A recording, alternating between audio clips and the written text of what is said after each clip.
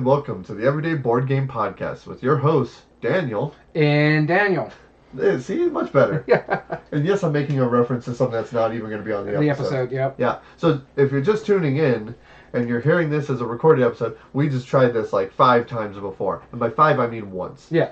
Because I forgot the intro. Yeah, he forgets to wait for the signal. This way I have stuff for to cut, you know what I mean? That's right. But that's fine. I like making us work harder. Anyway, you're going on vacation soon anyway. Yeah. So, this is worth it. I just want to get this edited, uploaded, and not worry about it. And you know what the cool thing is? So, I actually was on YouTube the other day, and I was browsing through my random recommendations, and I'm subscribed to our YouTube channel.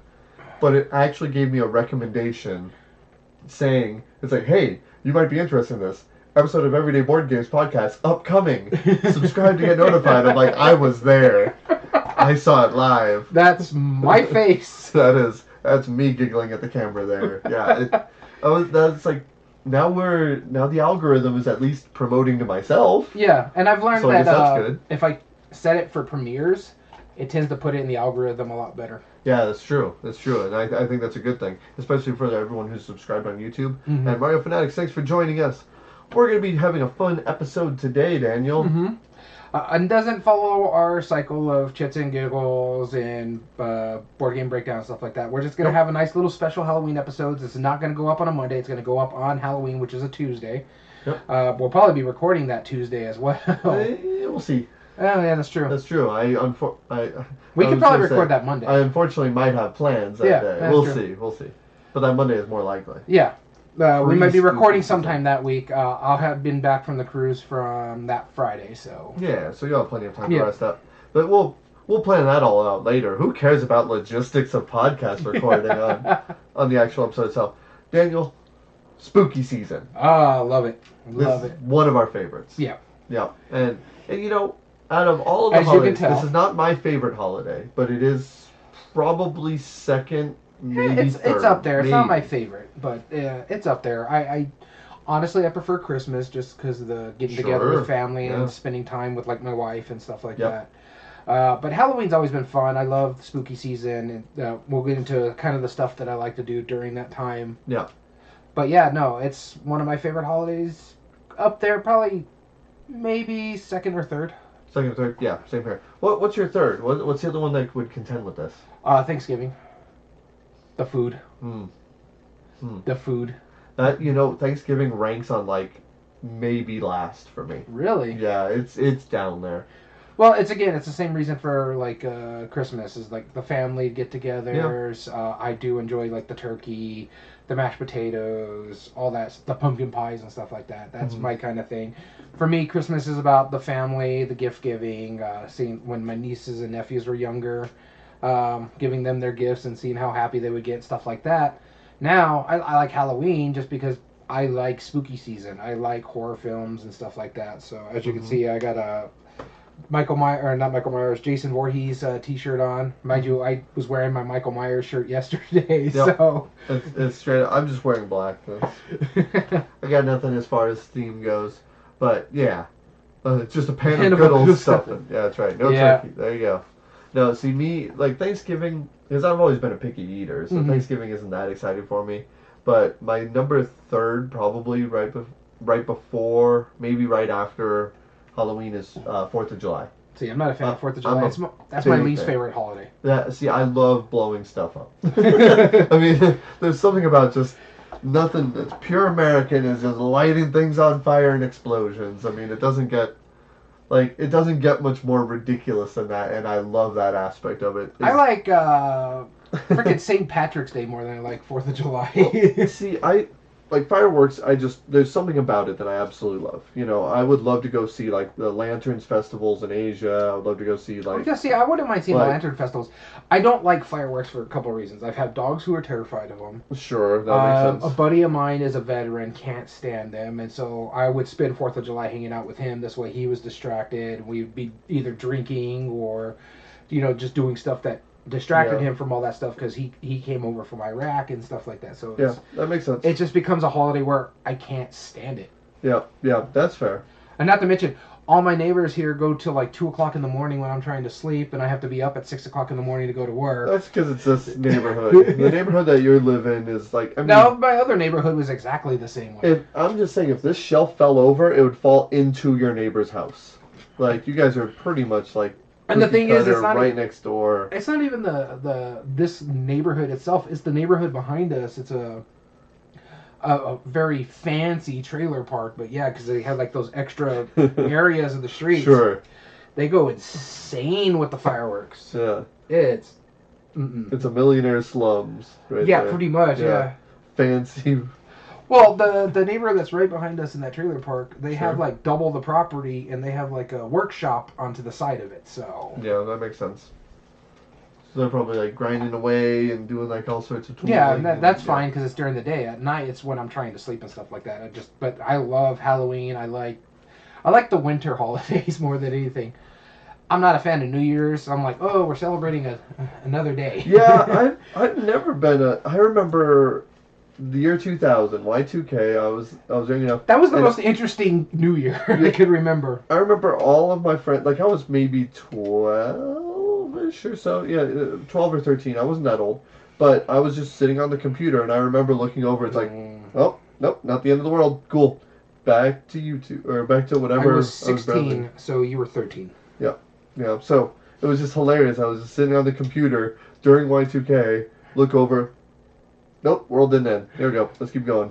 Yeah. Like, I was probably just watching random videos or playing Flash games or whatever, right? Yeah, but I wasn't. Yeah, New Year's isn't it's not big. Yeah, 13 at 2000. You're kids. Well, okay. I was born in '87, so that's why. 84. Okay. Yeah. So feel free to tell us how ridiculous we are. But either way, that's why we're on Twitch. Right? Yeah. And even sometimes we feel too old for Twitch. Oh, I really do. Oh my gosh, no kidding. Oh, Illuminous. All right. So we're going to get into our Halloween episode today. We're going to talk about the top things that we like to do during the holiday season, or during this spooky holiday season. Whether it's this year or previous years or whatever. We'll get into what they are. But kind of our top ones. Normally we like to give like suggestions for games and stuff, but we already did that. That has nothing to do with this episode. So thanks for tuning in. But Daniel, what have you been playing lately? So I kept to a spooky theme here. I have one of the things, and I'll talk about it when we get to that list, is I like playing a lot of the horror themed games that I own. I own quite a bit, and one of them I just pulled off the shelf recently. Finally finished the box of season 1 of Final Girl. Now I can go and start digging into season 2.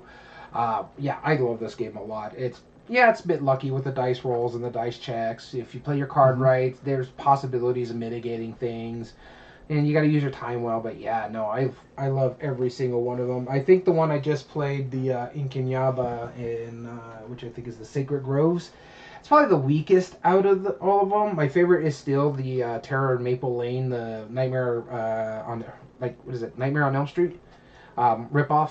That one's really fun because I like the little puzzle when you're in the dream world. But yeah, I love Final Girl, and it's probably my go-to Halloween game right now. I'll put when I was playing that one, I just had spooky movies in the background. I can't remember which one I had on. I was hoping I could find like a voodoo one. I couldn't remember the name of it. My dad watched it back when I was a kid. Scared the crap out of me growing up. So instead I just put Pumpkinhead on the background while I played it. So sure. It was fun. I do enjoy playing Final Girl a lot, and it's probably one of my favorite games that have come out. And to the fact, they just recently had Season 3 Kickstarter that finished on Friday the 13th. And I was watching Friday the 13th on Friday the 13th. So. Oh, absolutely. As you should. Yeah, so there's that. So I'm looking forward to digging into Season 2 now. Very cool. All right. First game I wanted to talk about that I've been playing was a game that just came out fairly recently that we finally got at our shop. And, of course, I bought it as soon as I saw it, played it that evening. Point City. Oh, how was that one? It is fantastic.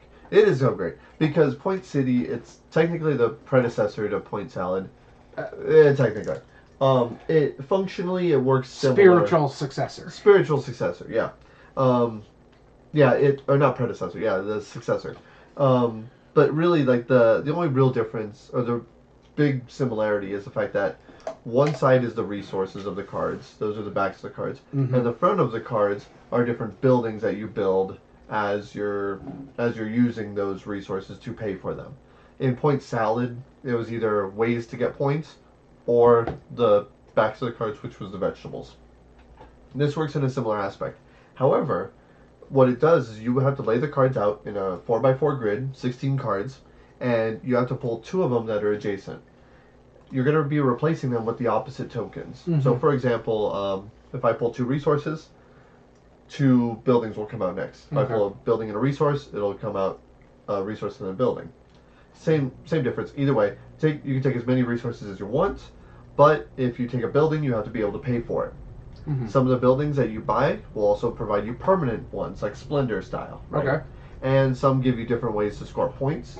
And then finally, some will give you municipality tokens, or like the extra little building tokens, that score in different ways, what type of buildings you have, what resources you have at the end, etc., etc. A lot of ways to get points. It's kind of like the Splendor version of Point Salad, if that makes sense. Okay. And it works really well. We all played it, me and my group. We liked how it ramped up. There's 3 stacks of cards. There's level 1, 2, and 3 that you shuffle up separately. And the number of resources and the building types really ramp up on all of those. So you start off really simple. You'll get kind of what you can afford here and there, get a couple good things, and then build up. Oh, these are a little bit better. Building up, building up, building up until you're buying like 7 cost buildings like every turn. It's fantastic. It works really well. I was really impressed. Point City. Nice. Normally sequels aren't as good as the original, but I think I might like this more. Nice. Yeah. So the next game I'm going to talk about is a game that I haven't talked about in a while. We kind of mentioned it in the past episode. I told you that I busted it out recently, and I haven't played it in a long time. But I wanted to show it to my other game group. My wife hadn't played it in a while, and she really enjoyed this game. I played Arkham Horror Yahtzee, Elder Sign. Oh, wait a minute. Like, are you rolling out of an Elder Sign? Like, yeah. Okay, yeah. So we played against Cthulhu. Taught the game to our mutual friends. Calissa remembered, my wife remembered how to play, and we're basically just doing our rolls. And it was a fun game. I forgot how much I do enjoy it. It is a little stressful with the mythos that is coming up. One of our friends played a character that she just ignored the lingering effects, so she didn't have to get hit by like the terrors and stuff like that. That's fun. It was really cool. The way I did it differently, because you know how randomly you're supposed to just get a person random. Sure. I just normally do it how you do with other games. I gave people 2 people and let them choose one. Yep. I did that. Had a blast with it. My one friend, he just was struggling. He couldn't get anything done. So he's like, well, I'm just sitting here, so you guys can put a dice on me if you want to lock it. That's all I could be as a helper monkey, because he just couldn't get the rolls that he needed or wanted. That's always but everybody else was doing stuff, so I was getting trophy. In fact, our last 2 Elder Signs that we had, his wife and myself just spent our 10 to get the last 2 Elder Signs to seal Cthulhu away. Nice. So I was like, yeah, pretty simple. But I'm like, we still have to go through all this phase, because we were sitting catty corners. Like, if something happens on her, it could set him up, get the Doom Tracker all the way up where it needs to be. And then on my turn, something could happen, because whenever it comes to my turn, the Mythos hits midnight, new thing comes up. So it has different stuff. But like when it came to my turn, I'm like, all right, cool. Here's my 10. There's my last. There's our last Elder Sign. So. Yep. We were 3 of us were playing efficiently, and 1 couldn't get the dice to lock. But everybody had fun. He was just. He even had fun, even though it wasn't doing anything. He just found it funny. Is like he would always miss it out by like 1 thing. Yeah. He's like, here's my first roll. All right, I can lock this in here. All right, cool. All right, here's my next roll. You know what? I'm gonna focus this die over here. Sure. Then I'm gonna roll these, and so he's got the skull that he needs. So he just needs to get like a 2 hourglass, and all he's rolling is like a 1 or in tentacles and stuff like that. It is like, now I can't focus this because I got the skull sitting there, or he needs a scroll or something like that. Sure. So. Yeah, and so he's like, okay, I'm going to use my shotgun, and he's going to get the it wasn't the red die, it was the yellow die. One of the things that gave him the yellow die, and he rolled it. Still, for the life of him, could not roll a scroll. That's fun. So, yeah, we had a good time. So, Elder Sign. Cool. Next one I wanted to talk about was a game that I've had on my shelf of shame for probably about a year or so. I finally got it off. It is a dice action-based game. This is Rise of Tribes. Oh, okay. Yeah. Have you played Rise of Tribes? No, I haven't. I've been looking at it. I think our mutual friend Dom also owns it. Yeah. He's been trying to get it played. Oh, well then I'll gladly teach him because I was incredibly impressed by it. The Rise of Tribes is really simple. Breaking Games has been really hitting. They have every once in a while, yeah. I mean, they're about a 50-50 for me. Maybe we should do a breakdown of Breaking Games. That'd be ironic. Mm-hmm. So it's one of those things where it's like there's 3 dice on each of the 4 actions, and the dice either show a sun, a moon, or a blank. Okay. On your turn, you're going to roll the remaining 2 dice. Roll it, and those are your 2 actions. Well, not really what you roll, but where you place them. You can place them in 2 different spots on the action board, and you have the 4 to choose from. So you can only choose those 2, and you cannot repeat one. So I might move my characters. Well, I slide that dice into the slot there. The last die that's in row falls down, and that stays there to mark that that action is being used. Now the 3 dice that are remaining, including the one that I just slid on there, might be a normal action, or it might be like a detrimented action or a bonus action, depending on if there's 2 suns or 2 moons. Okay. If you get the bonus, then you get like a little buff. So like I might be able to move like 3 pieces or 3 spaces or whatever, where I move 4 instead if I'm doing it with the bonus action, or I might be doing it 2 if it's 2 moons. Okay. Stuff like that. You can expand your groups. You can try and draw cards to try and gain like objectives to complete, because it's the first to I think 12 points, 12, 15, something like that. And you can also do something else, which is escaping my mind. It was a couple weeks ago that I played it, but I was actually really impressed. The actions themselves, I watched the review of Tom Vassell and Sam Healy, the Dice Tower review of it. Yeah. And Tom hated the game. Sam loved it. And I lean definitely more towards Sam. I agree. Because the 2 actions are going to be the 2 actions no matter what. And sometimes it might be the bad one. Sometimes it might be the good one. But really the bonus of how everything works differently, the different objectives you're going for, the new special events that come up when every time a double is rolled, a new event pops up. It's just all sorts of just different things that happen throughout the game. Some that's a little random, some that's really exciting, and some that only you have control over. It just all works together in a really cool package. I was really impressed by it. My only complaint is that the resource tokens are about that big, and they're almost paper. Oh man! Like they are really like, you know how like the tokens in Almanac aren't that great. Yeah. Those little squares and stuff. I don't know. These are worse. I don't play with those tokens. I have the meat. These are worse. I'm gonna probably trade those out for just cubes of some kind. Okay. But yeah, other than that, the game itself is fantastic. It's probably never gonna leave my collection. I liked it a lot. All right. Rise of Tribes.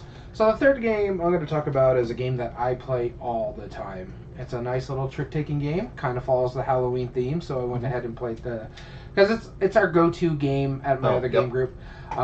We play it almost every time we get together. About this, and it's Little Devils. I mean, this is by far one of their favorite games, and it's just because of the shenanigans. I'm so glad I showed you this game. It got played so much, I had to get sleeves for it because it was starting to show the wear and tear. And this is a game that you can't find in print. No. So every time they ask, "Did you bring the Devil's game?" And I'm like, "Yeah, I brought it. It's permanent resident in my bag. It's in one of those little travel cases that I have it for the photo books. I just leave it in the front pocket of my bag because I always having to take it over there because that's every time we go, because it's a nice little filler game. Like we'll just we got like maybe 30 more minutes before we have to come home and feed the dogs, so we'll bust it out and just play a few rounds of it basically, because it's the first person that hits 100 bust, and whoever has the lowest score is the winner. Because what's going to happen, it's a trick-taking game where the person leads, the other person is basically setting the suit. Either you go up or down, you have to play within suit. And so how it is, whoever takes the tricks, you don't want to take the tricks in this one, you count the little devils on the side of the card. They go anywhere from 1 to 5, and some cards have none, so it was like basically 0 to 5. So we call the ones that are 0 the safe cards. It'd be like, yeah, I have to play down. More than likely, I can't get in between those, so I'm just going to play this card because I know it's coming to me and I don't want extra points. I'm not going to play a high point card on myself, and I know that trick's coming to me, so let me just play this as a safe card. It might be the 1, and they're going to be like, really, you're going to play that? And I'm like, I know one of the big 5s are coming to me, so I might as well set myself up without getting anything bad, especially since I know, like, I can't beat So it's a 4-player game. So say they set it, my wife sets the trick, and I'm like, well, I'm screwed because I know where this is at. I'm gonna play my safe card because I know you probably have the bad thing. And this way, if I gotta take the trick, at least I gotta say at least one card that isn't gonna cost me anything. Right. I suck at this game for some reason. I get royally screwed every time I play this game. My average score per round is like 16. No matter what I can do, I somehow always get fed the 5s. Yep. I don't know how. I'm like, okay, I can do this. And so it's to the point where it's like, you know what? If I'm the one that's starting the game, I'll always screw with people. If I have that 36 in my hand, because at a 4-player game, that's the highest card in the hand, and 35 is one of the 5s, I'll throw that 36 out there and go, have fun. Yeah. Have fun with it. Play that chaos this way. I know for sure I'm not getting that 35. Right. Everyone else will. Or my personal favorite is like, because one of the rules is that you cannot start a set with a 5 devil unless it's the only cards in your hand. So like say you have 3 of the 5s, you could start a 5 set. And so that lets everybody else know who's got the 5s in there. Everyone becomes a little more nervous. So like one time my wife played the 35 because the way we sit, I play set after when she sits. I'm like, oh, I'm gonna play this 36. You guys have fun. Who's gonna play the lowest card? Because you can't go higher than 35, so I set the suit and protected myself. So you guys have to play under who's going to play the lowest number. Yep. So yeah, it's real fun. If you find a chance to get this out in the wild, it's probably by far one of the easiest trick-taking games. To the point, one of our friends, Gamehead Geek, cannot stand trick-taking games. It's just hard for him to gronk them. He loves this one. Yeah, he does. So there's one of the few exceptions. Yeah, this is his exception to the rule. Little Devils. Right. There's a game that's similar and not it's not trick taking, but it's similar in idea of like you don't want to collect the cards. Yeah. It's called Six Nimmt. It's a pretty well known, or Take 5 here in the Have we played it? Have we played it? Yeah, we played it on Board Game Arena. I have 11 Nimmt right over here somewhere. That's right. Did I give you a copy of 11 Nimmt? Yeah, and I just printed out some rules because I'm going to take it on the cruise. Nice, okay. Because I couldn't remember if you had liked that one or not. I liked Six Nimmt. I never played Eliminate, and it plays something a little differently. Oh, does it? Yeah, because instead of like when you have like the rows where you're playing stuff like that, it has one discard pile to start with, and then you have to play within 10 of that card in ascending order. But if you can't, you got to take up that entire deck, and then 2 more come out face up. So now there's 2 places to play rather than one. Okay. And I think you have to, empty your hand. Oh, that's cool. Okay. Yeah, we'll have to play that sometime. That sounds fun. I have the rule somewhere around here. I just printed it out and I was like, I'm taking this, learning this, take this. Why not? Yeah. Right? Yeah. I'm glad you're going to get a use out of it. Yeah. Cool. All right. The next one I wanted to talk about was a game that I actually just played last night with my son, which he plays games with me pretty often. He's been getting bored with being on his phone all day, so he's like, oh, Dad, let's finally play this game.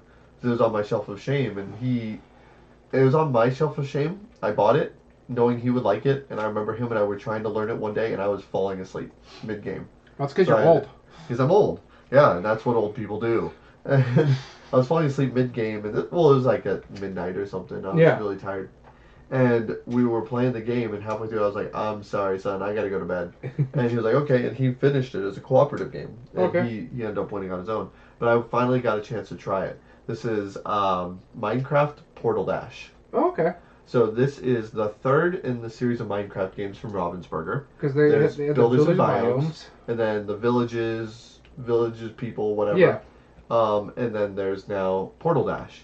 So first off, Builders and Biomes, love that game. That game is awesome. Now there's been other Minecraft games I've played, and they're okay. But Builders and Biomes, really smart game. Ulrich Bloom, I think, is the designer. Okay. Fantastic game. Second one, the Villagers one, really didn't like it that much. It was a cooperative one, kind of like dice-based combat. It wasn't by Ulrich Bloom, I don't think, but it was okay at best. Okay. Maybe. I ended up giving that hit to my son because he liked them way better than I did. Portal Dash. This is a Minecraft-themed dungeon crawl, which uses the cube of cubes. It's a 4x4x4 of different colored blocks, and those are also your timer. You have 3 panels to get through. You know which main boss you're going to be battling, and the characters spawn in a different way. On your turn, you roll 2 dice. those 2 dice trigger the bad guys in different ways, whether it's removing blocks from the main cube or spawning monsters or having them attack you. There's just straight up attack, how it's randomly done. If you roll a number and there's no monsters with that number, it spawns a monster. Okay. So that's how they're always going to keep coming no matter what. They're going to keep spawning. But on your turn, you have a series of mobs. Sure. Mobs, sorry, whatever they are. I'm not hip to that beat, if you will. You're way cooler than I am, Daniel. That's all I'm saying. But anyway, so you're playing, and once you get to the second board, you have to do 3. You have to deal with the piglets, and those you have to take off blocks from the main cube and assign them to it. And each column has either 3, 4, or 5 pigmen. Sorry, piglets, pigmen. I'm playing Winnie the Pooh over here, right? Come on now. All right, send your hate mail to Daniel at Everyday Board Games. Anyway, so I know this because this is a game that my wife played a lot. Sure, okay. Anyway, pigmen. Isn't that like a superhero? Anyway. No, that's Pikmin. Pikmin. Pikmin. Oh, I know those aren't superheroes. Those are Nintendo characters. Anyway, so what I'm saying here, Mr. Sir, who's throwing me off my rails. It's not fun, is it? The pigmen, there's A, B, and C, and they take more, but then fewer columns. By the time that the first layer of the cubes comes off, you have to have level A completed. And by the second level, you have to have level B, and then by the third layer, level C, and you have to beat the game before that 4th layer is done. Okay.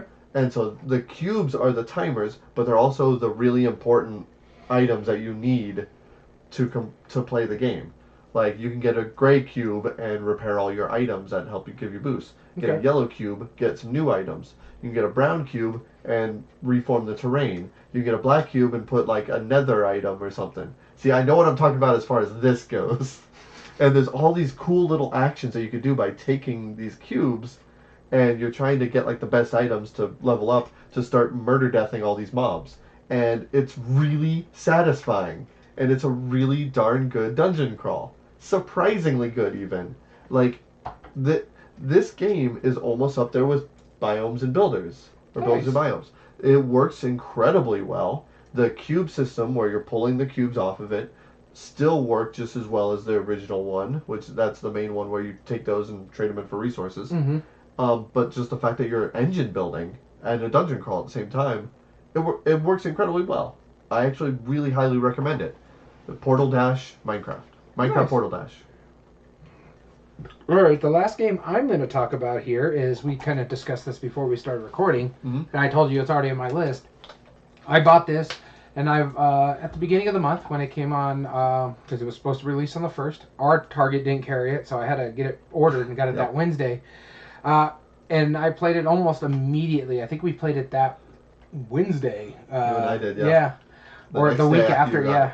No, it was the day after. Yeah. Oh, yeah, because I got it the Tuesday, and we played it that Wednesday. Yep. This one is Horrified Greek Monster. Horrified is one of our favorite games to play, especially during spooky season. Yes. I prefer the Universal Monster movies because I'll put those in the background. I own all of them. But yeah, I love Greek mythology, and the fact that it has like the Greek monsters. You have a siren, you have the Minotaur, you have the Cerberus, you have Basilisk, all this really cool Greek monsters, and you play as certain heroes that have like your special abilities. But then you also have legends that come on the board, which are the villagers, and they're placed exactly the same as Horrified as you would expect. Okay. They added one new thing where it's the lairs, and some of the creatures you need to have the lairs revealed. You always play the 4 lairs, and you have to reveal them as your goal. That's one of your actions now in this game, is that you can reveal a lair. Because Cerberus you need to find his lair, and you need to unlock his stuff. And then you have to push him back to the lair for you to defeat him. The other one is Medusa that I remember. She has a lair, and once you uncover it, you turn in things to flip the mirrors to push her in there. Once all the mirrors have done, you defeat her in her space. You win. So it's really cool. You and me rocked it, had a great time, I played it as a 4-player, and you and me did 3 creatures, and when I played my bigger group, we did 3 creatures as well, and got our butts handed to us. it's like, well, it's 50-50 right now. I've won one, I've lost one. I really do enjoy this one. I like this one more than the cryptid one. North American Monsters, I think is what it's called. American Monsters. And then, but I still think I prefer the Universal Monster movies just because I get a lot more of the tongue-in-cheek aspect of it. Sure. And, because I know that lore. I love the little warning in the very beginning of that horrified aspect of it. Mm-hmm. And this one does something similar because it's talking about Pandora's box, which if you're a Greek mythologist who like that kind of mythology, that really hits the nice little pull right there. A lot more than the cryptids did. And that's weird. I love cryptids because the chupacabras and American Monsters, and that's like our cryptid down here in the Southwest. Yep. And so it's good. I really do. In fact, what is it? The Horrified, the original Horrified, I give a 10. I love that game so much. This one I gave a 10 as well. The American Monsters, I bumped it down to it's a 9 to me compared to the other two. If I did like 9.5s and stuff like that, maybe, but I think this one's good enough. The board is readable. It does really, really well. There's also printing flaws in my version of American Monsters because I have one of the originals. So yeah, it's fantastic. And Mario Fanatic says, I really like the Greco-Roman theme, but I just can't justify getting it if I have the first one. Yeah, and that's the thing. Like, we're completionists, of course. Yeah. But if I like a game, I'm going to get all of them just because. Yeah, and I will too. Like, I mean, any Stefan Feld game, right? Hey, Corrupt. But yeah, I wonder, like, if I were not a completionist, would this be enough different? And the only real thing is, I mean, obviously the 6 monsters are different. Yeah, and the layers. And the layers, and that's about it. Because even the player abilities are pretty much the same between the two. Mm-hmm. It'd be one thing if it was an expansion, but a separate game is a different case. Yeah, no, I get that. The thing is, I like all 3 of them. If I were to get rid of one of them, which I probably wouldn't, it'd be the American Monsters. And it's just because, for me, the themes of them make it easier for me, for different people, make it more palatable. If you don't like the Universal Monsters, here's cryptids. Do you like cryptids? No? Okay, here's Greek monsters. Do you like Greek mythology? All right, here we go. This one you can play. If you don't like any of them, well, I'm not playing a game with you. Yeah, it's simple like, if you don't like that, all right, we'll here's play another Forbidden Island. You like sinking into the ocean. But yeah, so for me, Horrified Greek Monsters, it really hit a good spot. Awesome. And the last game I want to talk about is another spooky game. This is the spookiest one. Yeah, send them home if they don't like any of that. This is the spookiest one I've played all season so far. This is Texas Chainsaw Massacre Slaughterhouse. And so this is the Funko one, okay. Yes, because now I played both of them. I played Trick or Treat Studios and the Funko one. Trick or Treat Studios did an interesting job, but this one is very much, it's one versus everyone else. Mm-hmm. In this game, they're very particular of encouraging the idea. It's like, there is no winners in this. There's only survivors.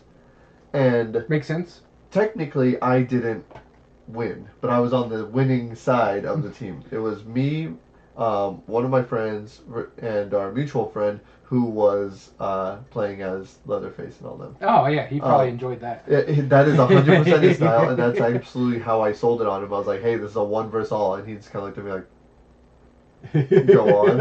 I was like, I know you like being the one. He was like, all right, you got me.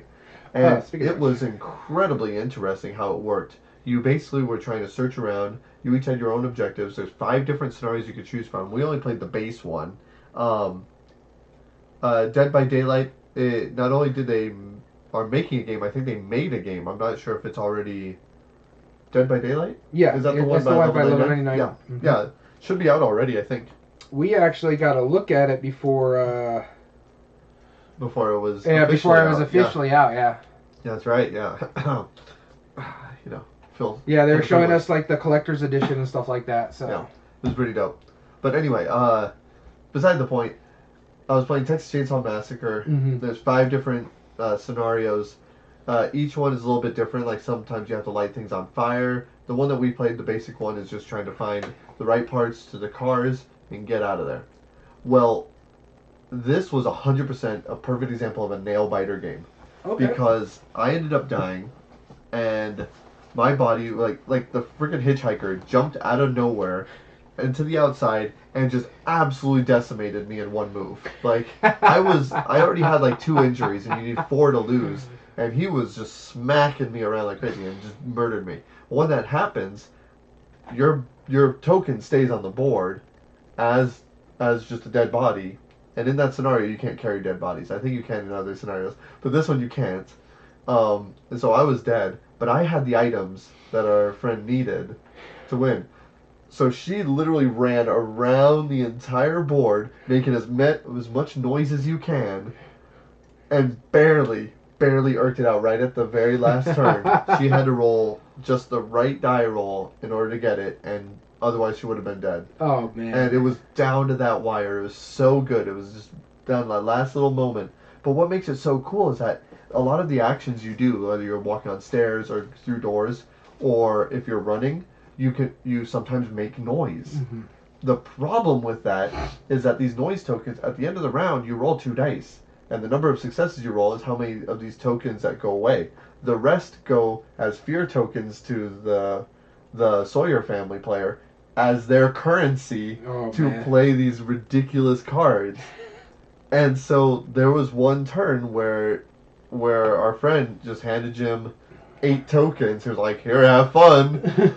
Oh God, it was so intense the whole time. It's like I am enamored with anything that's like a bigger box game. A strategy game from Funko is probably some of the best experiences I've had in gaming. Yeah, Funko's been... They're hitting it every single time. Especially with these bigger ones. There's been some that I kind of weren't okay with. The small ones and like the really young kids ones, they're lame. The collectible ones, lame. Some of their card games. Yeah, some of their card games, lame. Mm-hmm. But these big strategy games, animated, Texas Chainsaw Massacre, I don't even care about the theme anymore. I'm probably going to try it. If it's in that size box, it's like $30. Yeah. It's probably an amazing game. Yeah.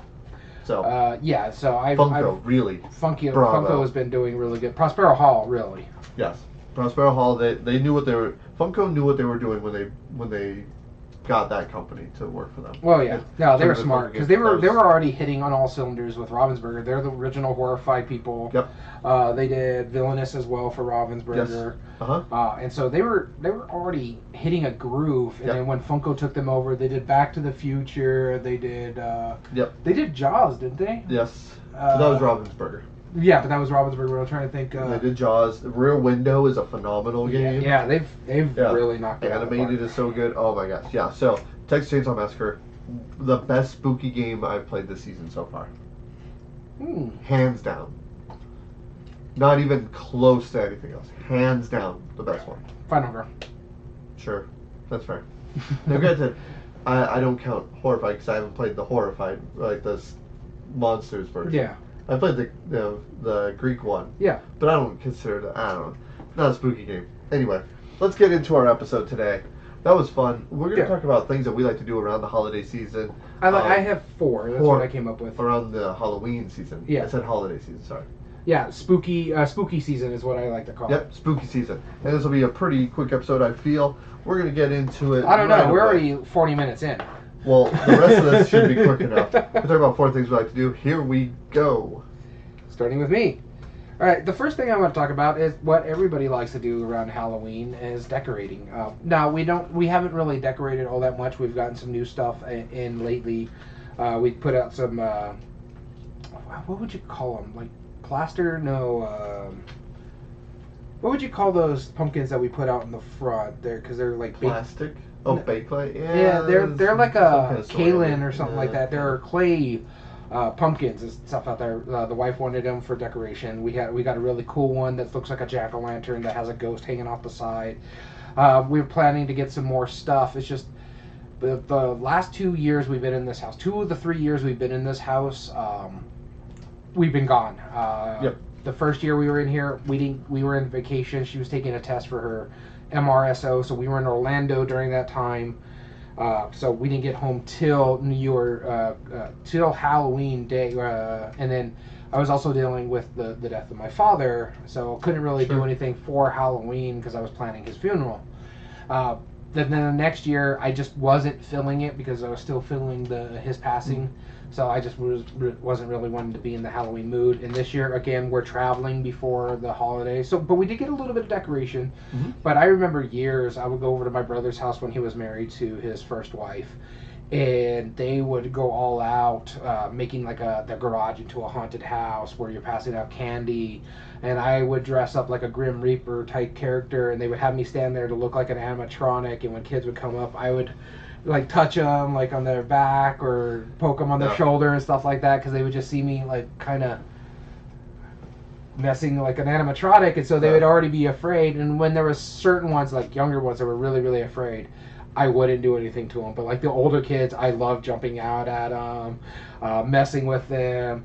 Or like when they would come up and they weren't paying attention to me, I would be walking right behind them, and then when they turn around, there I was. But yeah, they would go all out. They would decorate and make it like, okay, this is a graveyard this year. This is a haunted house this year. There was a mass murder this year, and so they would go insane. And I don't think I'm ever going to get to that point in here, just because we're not that big of spooky people. But I do like decorating Halloween. I love going for walks in our neighborhood at night to see the different decorations. There's a house about 4 or 5 blocks down the road from us, and they go all out. The one thing I've noticed, though, people are really, really into the inflatable stuff now. Yep. And that's because it's easy. Yeah. Very easy. There's one house that's just a couple streets down. You'll see it when you're going home tonight.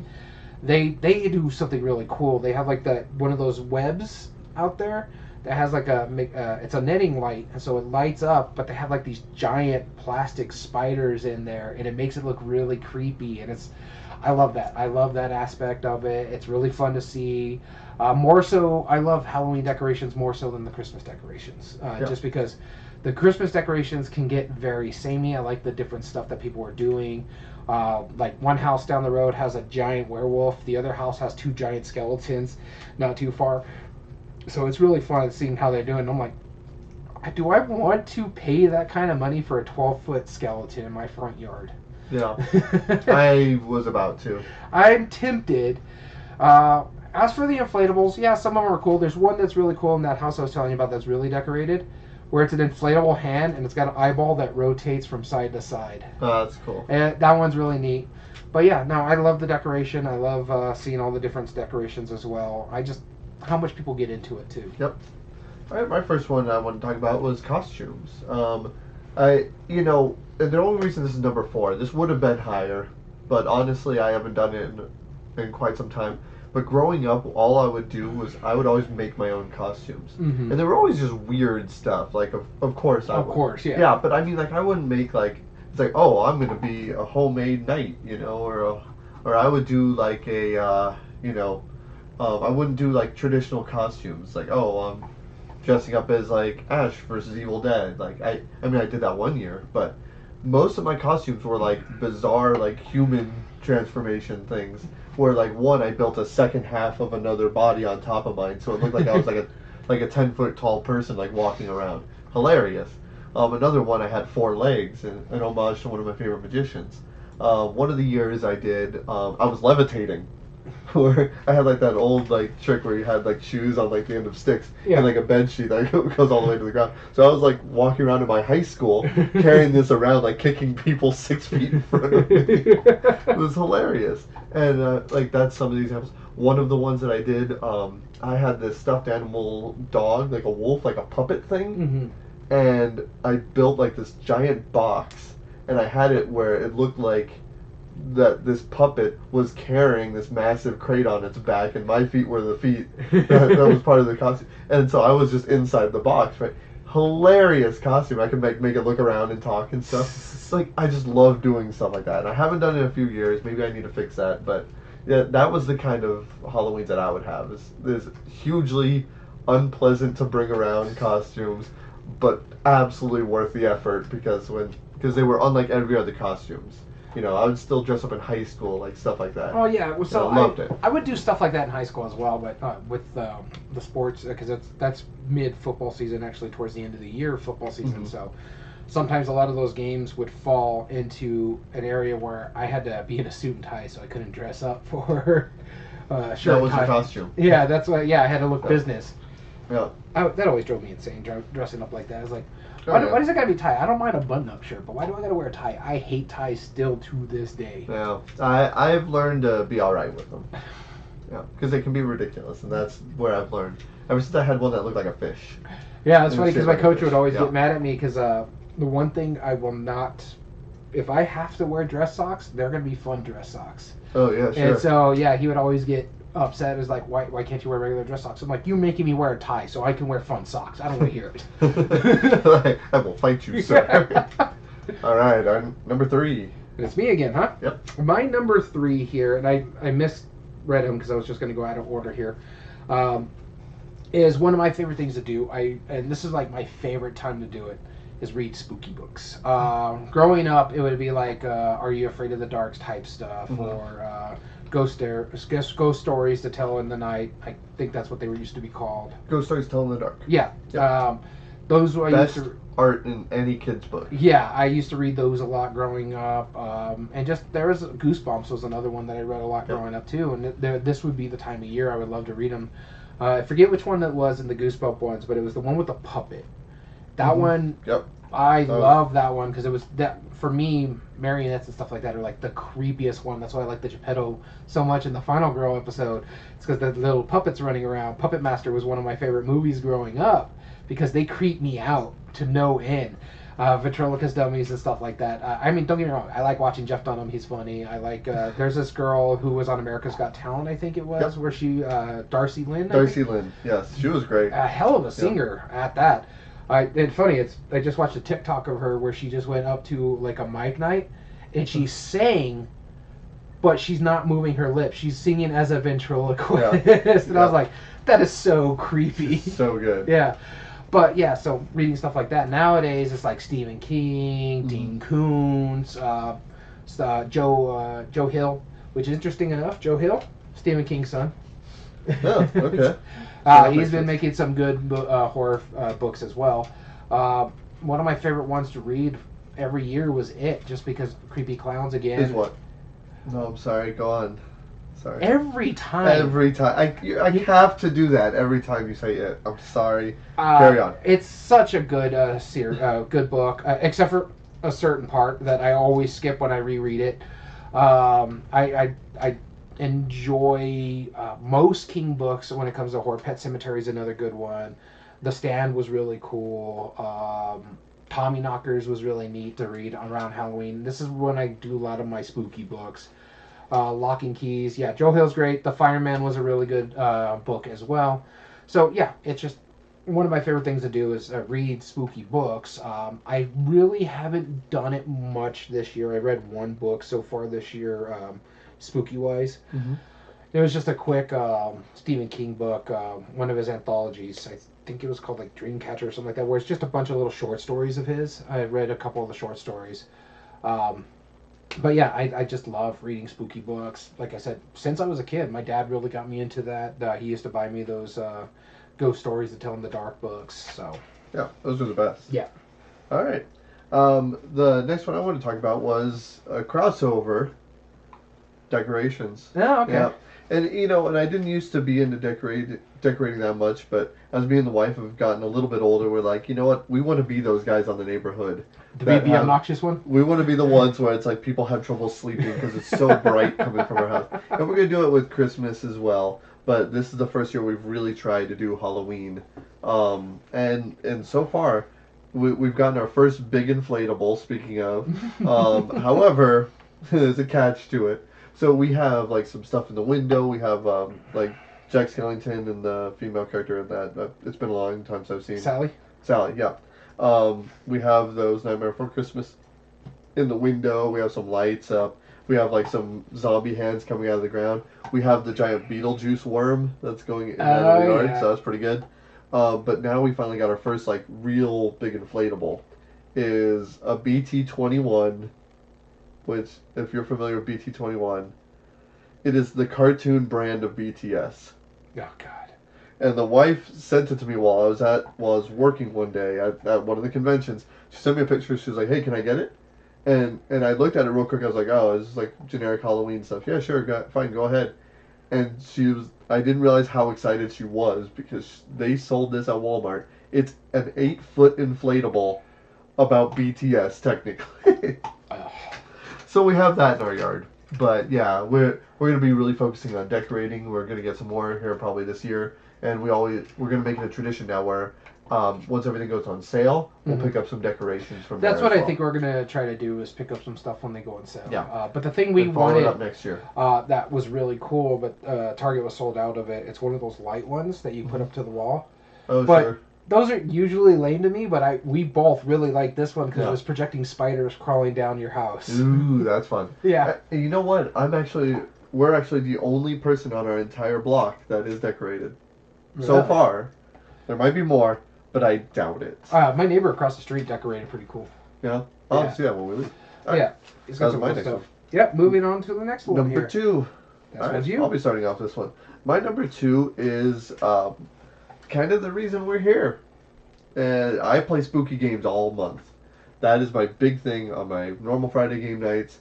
During Wednesdays when I can push it, I try to play spooky games, and especially when I'm demoing games at the shop, I am promoting scary games, dark themes, demented subjects, whatever. By the way, if it's my pick tomorrow, we're doing Fury of Dracula. I'm in. Yeah, 100%. Because there's something about like those spooky games.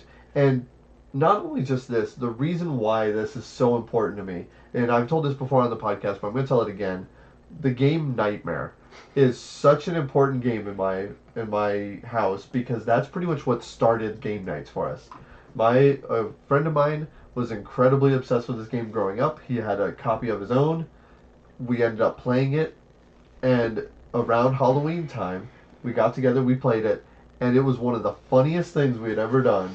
Hands down, it just became a tradition. I got my own copy. I got a copy of Atmosphere. And yes, I make it a tradition every year.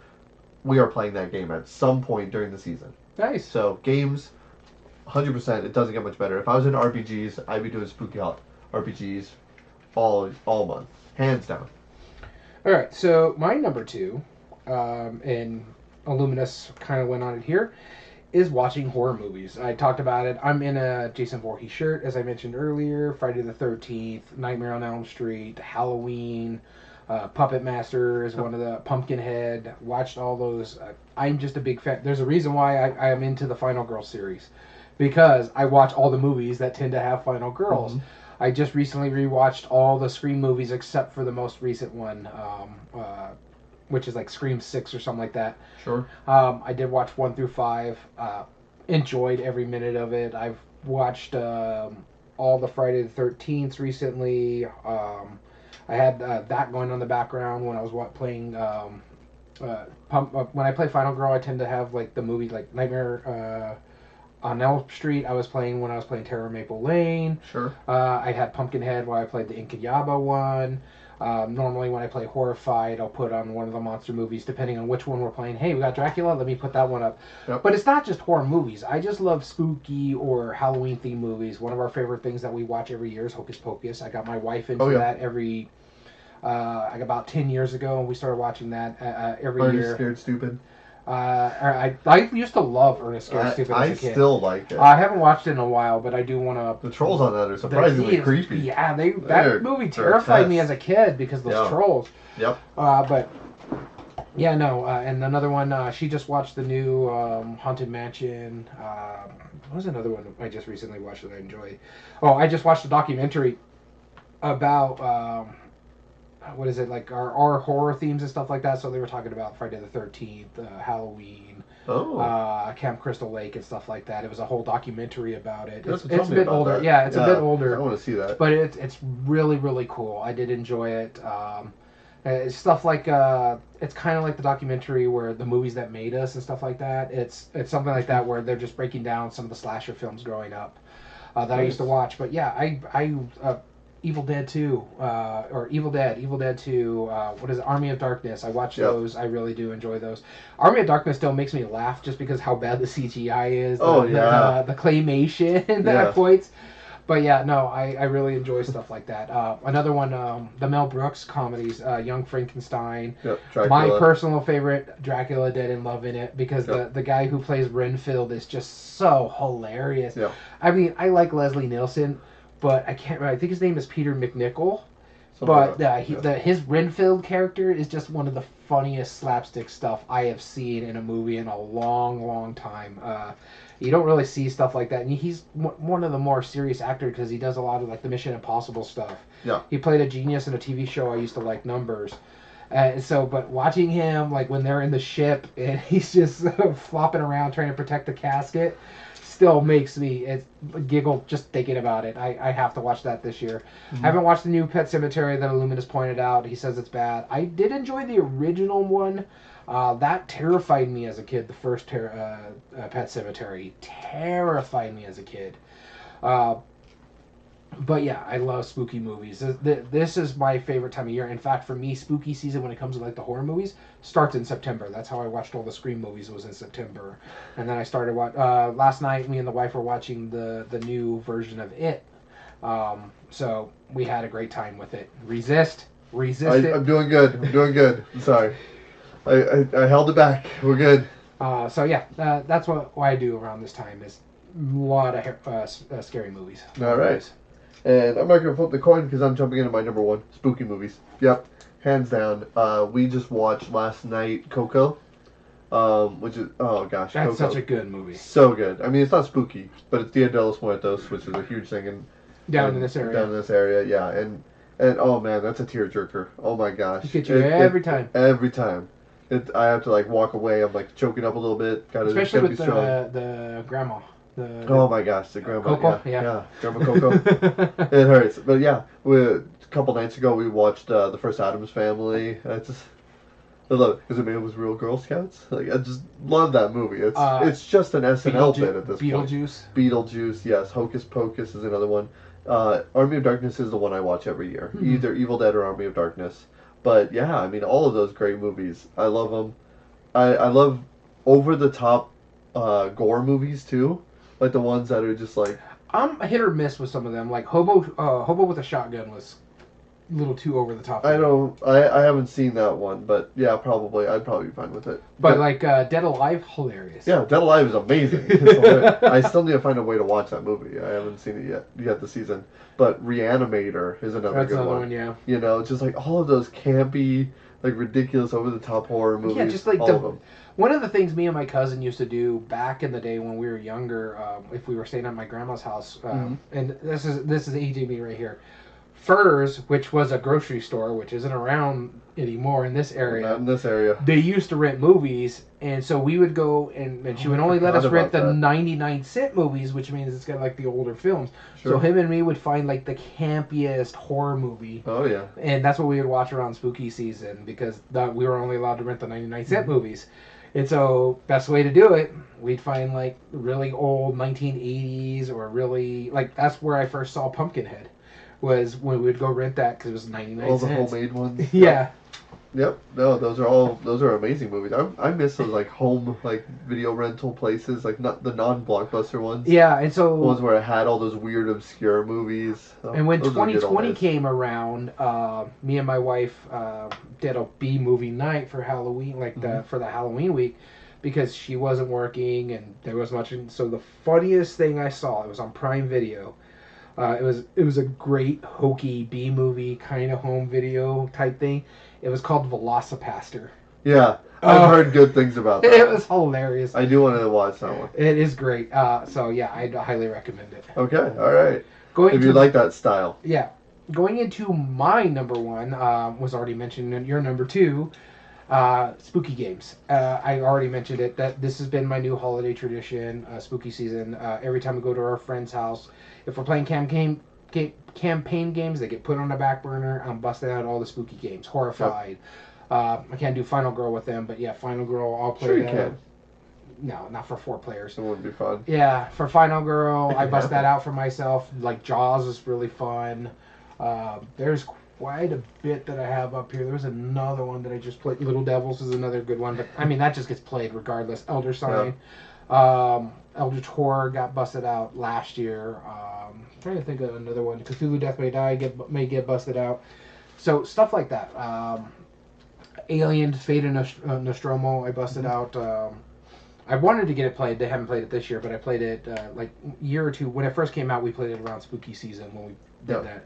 So yeah, I just love playing spooky games, and for me, spooky movies and spooky games go together. Like I was telling you, I'll put a spooky movie in the background. If I'm playing Final Girl with the Freddy Krueger type character, I'll put that on.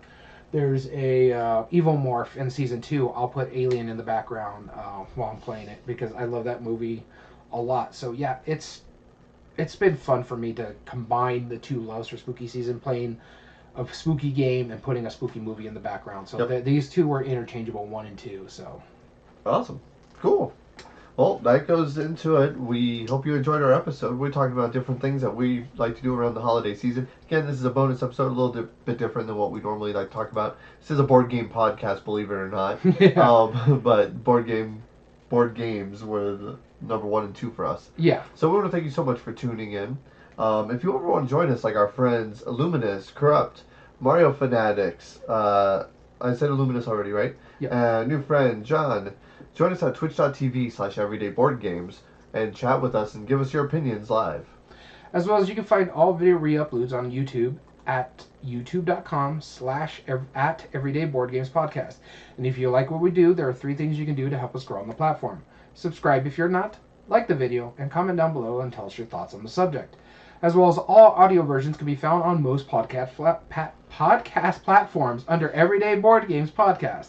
This includes Spotify, Google, Amazon Music, Podbean, and now Apple.